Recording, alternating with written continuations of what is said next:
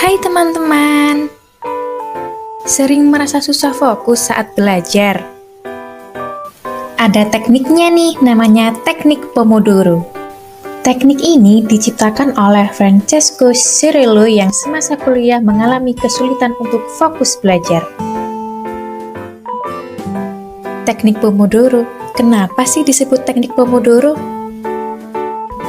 Pomodoro dalam bahasa Italia artinya tomat. Pada saat itu, Francesco membuatnya menggunakan timer dapur yang berbentuk tomat.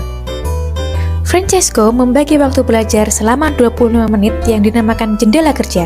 Setelah 25 menit jendela kerja itu berakhir, kemudian diselingi waktu istirahat selama 5 menit.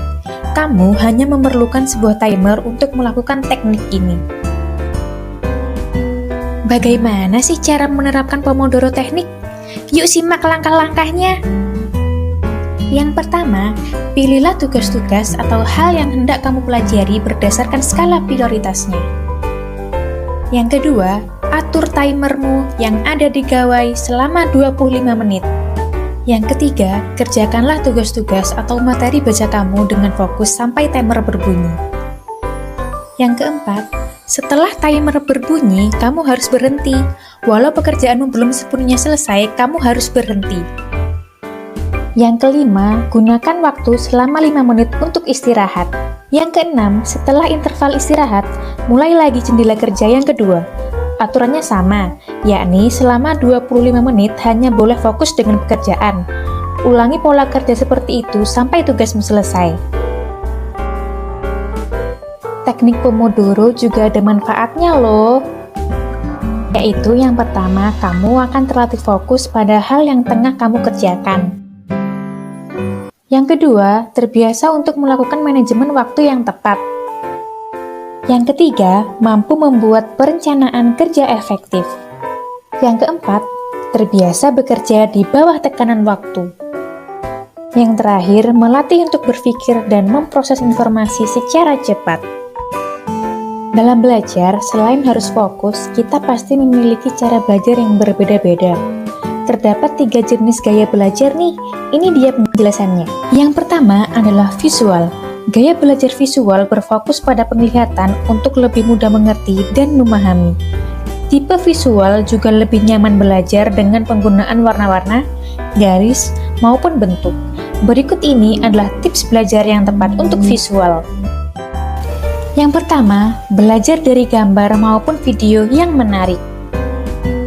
Yang kedua, membaca buku yang tidak hanya tulisan saja, tetapi juga memiliki ilustrasi. Kamu juga bisa menggunakan spidol warna-warni saat membuat catatan.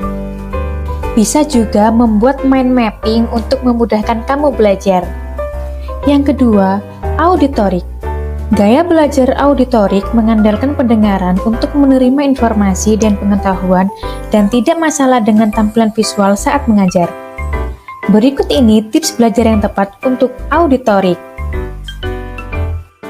Yang pertama, merekam saat guru mengajar, lalu didengarkan di kemudian hari. Yang kedua, apabila kamu membaca buku, bisa sambil diucapkan dengan suara pelan untuk lebih mudah mengingat. Yang ketiga, mendengarkan materi yang diajarkan guru saat di kelas dengan seksama. Yang terakhir, belajar dengan diskusi bersama teman supaya kamu lebih mudah memahami maupun mengingat materi.